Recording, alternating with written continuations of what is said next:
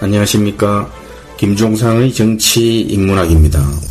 지난 시간 문재인 정권 2년을 평가하면서 경제를 중심으로 살펴봤는데요. 오늘은 남북 문제, 정치 등 다른 분야를 평가해보려고 합니다. 우리 국민들 세월호 대통령 탄핵 등 큰 사건들을 최근에 겪으면서 정치권과 정부를 보는 시각이 더 깊고 예리해졌습니다. 통찰력도 더 생겼고요. 영국 성공회를 창시한 토머스 크랜머라는 분이 있는데 이분이 인간이 만들어낸 것 중에 시간이 지나면서 부패하지 않는 게 어디 있나 이런 말씀을 남겼습니다. 문재인 정권 촛불 민심의 희망과 변화를 저버리고 방향성도 지금 잃어가고 있는 거 아닌가 이런 생각이 듭니다. 미국 오바마 전 대통령은요, 재임 기간 내내 사람은 좋은데 좀 무능한 거 아닌가 이런 상반된 평가를 늘 달고 다녔다고 합니다.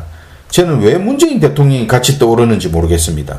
이념과 정치적 사건으로 늘 이해가 충돌하는 우리 대한민국, 선진국으로 가기 위해서는 어느 쪽에도 치우치지 않는 객관적이고 균형감을 가진 국민이 더 많아져야 합니다. 저는 그렇게 되리라고 믿고 있습니다.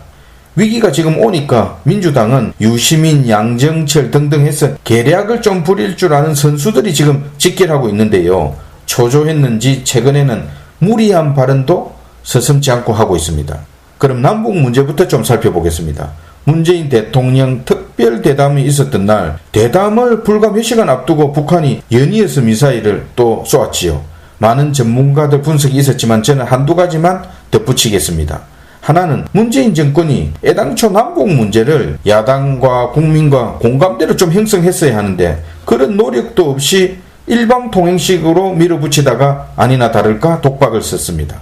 돌변한 북한 태도에 지금 적잖이 당황도 했을 겁니다. 그리고 또 하나는 이번 미사일 발사 배경에 저는 미중 무역 분쟁이 한몫했다 이렇게 판단하고 있습니다. 북미 협상 결렬된 이후에 이번 북한 미사일 발사는 북한 내부 사정 등 많은 원인이 작용했겠지만 저는 북한이 미국과 협상 중인 중국을 도왔다 이런 부분이 분명히 있다고 봅니다. 미국도 지금 중국, 북한 이 양자와 모두 전선을 형성하기에는 상당한 부담이 있거든요. 이란 등 중동 문제도 지금 심상치가 않고요. 김정은도 물론 치밀하게 계산하고 미사일을 쏘았다고 봅니다. 이 정도 미사일 발사로 미국과 한국이 자신들에게 등을 돌리기는 쉽지 않다 이렇게 판단했겠지요. 아무튼 그건 그렇고 외교 안보 라인도 이번에 큰 책임이 저는 있다고 봅니다. 책임져야 합니다. 저는 또 최근에 문 대통령을 보면서 자기 자신은 없고 참모들이 써주는 대로 참모가 하라는 대로 그대로 지금 하고 있는 거 아닌가 이런 생각이 듭니다. 국정 현안도 제대로 파악지 못하고 있다 이런 생각도 하고요. 벌써 허수아비가 되면 안 되는데 글쎄요.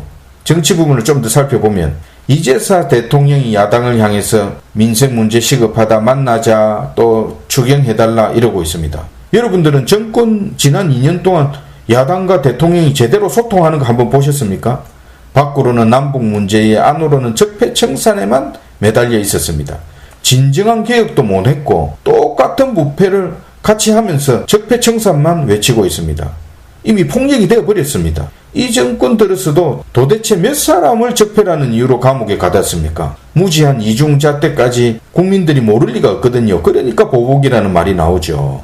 패스트트랙 문제만 해도 선거를 코앞에 두고 타이밍도 문제지만 오죽했으면 현 검찰총장까지 반대 입장을 노고라 했지 않습니까? 졸속으로 이렇게까지 해야 하는 이유가 뭔지 묻지 않을 수 없습니다. 속임수는 안 됩니다. 정권이 권력을 독점하면은 그 나라는 위험해집니다. 좀 더 관용적인 자세로 집권 후반기를 열기를 바랍니다. 우리가 보통 보수는 철학이 없고 진보는 정책이 없다 이런 말을 합니다. 소득주도 성장, 최저임금제 후유증, 탈원전 정책 등 지금 정책 실패가 많은데 이들 정책을 회복하는 데는 상당한 시간이 걸린다는 점도 명심해야 합니다. 좌파들은 늘 역사를 덜미기면서 싸움을 걸고 이념을 철학으로 또 둔갑시켜서 국민을 선동합니다. 이데올로기는 늘 권력을 진 자들이 진실을 왜곡하는 수단으로 이용되어 왔지 않습니까? 국민의 기가 되어야 할 언론들조차도 지금 권력의 신여가 되었습니다. 문재인 정권 2년, 그럼 도대체 성과가 뭡니까? 지금 국민들이 개청 사다리에서 미끄럼틀을 타고 줄줄이 지금 내려오고 있습니다. 늦었지만 정책 수정과 소통의 방점이 찍혀야 하고 그런 변화가 있어야 할 시점이라고 저는 판단합니다. 정치 인문학 김종상이었습니다.